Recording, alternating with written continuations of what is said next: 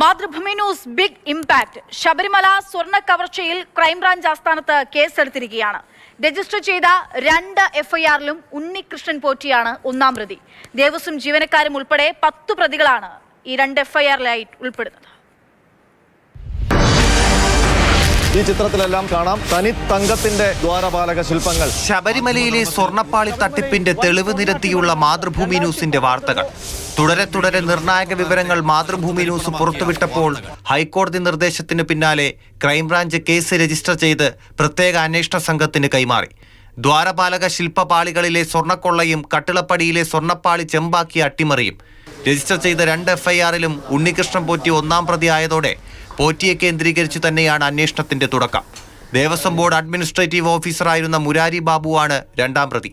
മുൻ executive officer D Sudheesh Kumar 3ാം പ്രതിയാണ്.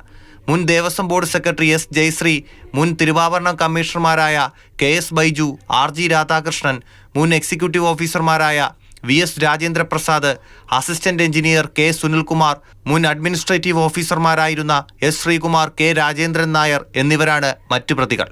കവർച്ച, വിശ്വാസവഞ്ചന, വ്യാജരേഖ ചമയ്ക്കൽ, ഗൂഢാലോചന എന്നീ കുറ്റങ്ങൾ ചുമത്തിയാണ് എഫ്ഐആർ. കേസിൽ കേരളത്തിന് പുറത്തേക്കും അന്വേഷണം ഉണ്ടാകും. മാതൃഭൂമി ന്യൂസ് പുറത്തുവിട്ട ഓരോ വാർത്തകളും ശരിവയ്ക്കുന്ന ദേവസ്വം വിജിലൻസ് റിപ്പോർട്ടും തെളിവുകളും പ്രത്യേക അന്വേഷണ സംഘം ശേഖരിച്ചിട്ടുണ്ട്. നാളെ മുതൽ തുടർ നടപടികളുണ്ടാകും. മാതൃഭൂമി ന്യൂസ്, തിരുവനന്തപുരം.